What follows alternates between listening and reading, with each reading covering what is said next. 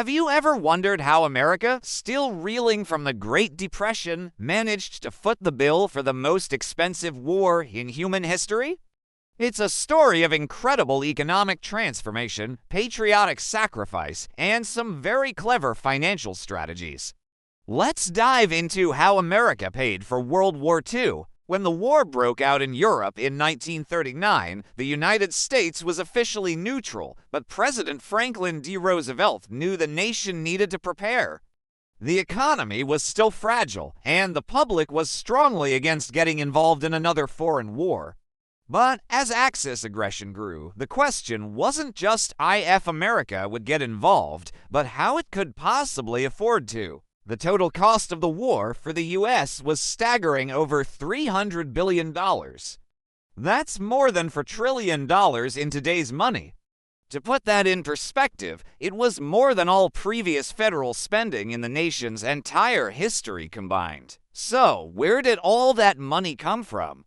The answer is a two-part strategy: taxes and borrowing. Let's talk about taxes first. Before the war, only the wealthiest Americans paid federal income tax. We're talking about less than 5% of the population. The government needed a massive new source of revenue, and they found it by expanding the income tax to the middle and working classes for the first time. The Revenue Act of 1942 was a game changer. It dramatically lowered the income threshold for paying taxes, meaning millions of ordinary Americans were now contributing directly to the war effort through their paychecks. This was a huge cultural shift. To make it happen, the government launched a massive propaganda campaign. You've probably seen the posters with slogans like "Taxes to beat the Axis." They framed paying taxes not as a burden, but as a patriotic duty, just like serving in the military or working in a factory, and it worked. The number of Americans paying income tax skyrocketed from under 4 million in 1939 to over 42 million by 1945. Another key innovation was payroll withholding. Before this, people had to save up all year to pay their taxes in one lump sum. The government, with the help of business leaders, introduced the system we know today, where employers deduct taxes directly from each paycheck.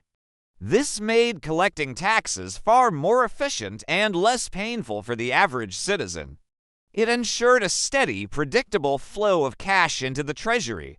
Overall, taxes covered about 45% of the war's cost. But 45% wasn't enough. The government still had a massive shortfall. That's where the second part of the strategy comes in: borrowing. And they did this primarily through the sale of war bonds. War bonds were essentially loans from the American people to their government. You'd buy a bond for, say, $18.75, and in 10 years, the government would pay you back $25. It was pitched as both a patriotic act and a smart personal investment. The war bond drives were an absolute spectacle. Hollywood stars like Bing Crosby, Bette Davis, and Judy Garland traveled the country holding massive rallies to sell bonds. There were parades, concerts, and all sorts of public events. Posters were everywhere, with powerful imagery urging citizens to back the attack and buy war bonds. Even cartoon characters like Bugs Bunny and Popeye got in on the action, appearing in short films encouraging kids to buy war stamps, which could be collected and exchanged for a full bond. The campaign was incredibly successful. Over 85 million Americans, more than half the population, purchased bonds. From school children saving up their pennies to large corporations, everyone participated. This wasn't just about raising money, it was about uniting the country. Buying a bond made people feel like they had a personal stake in the victory. It was a tangible way for those on the home front to contribute to the fight. In total, bond sales raised an incredible $185 billion, covering the majority of the war's expenses.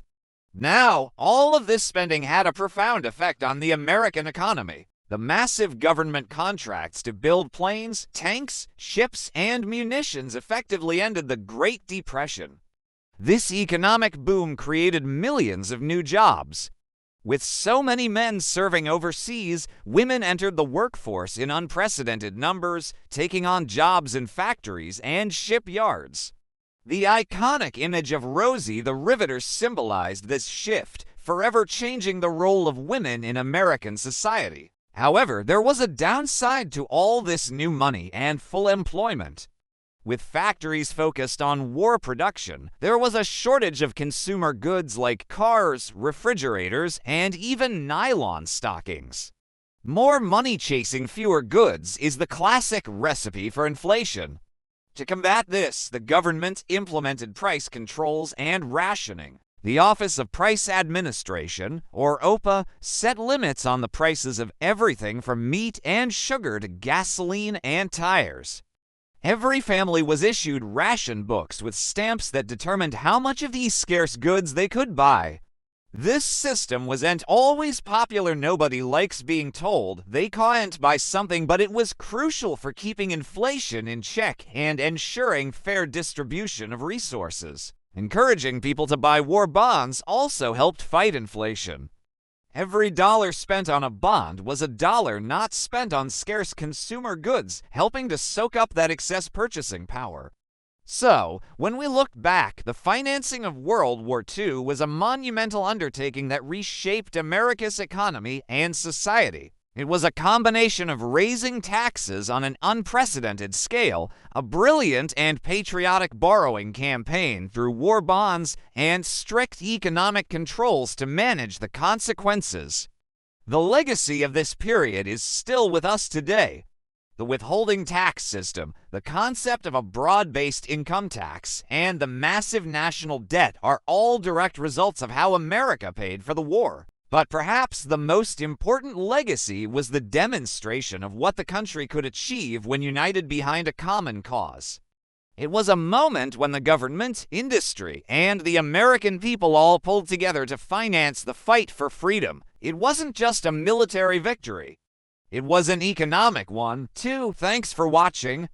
If you found this piece of history interesting, be sure to hit that like button and subscribe for more stories like this. See you in the next video.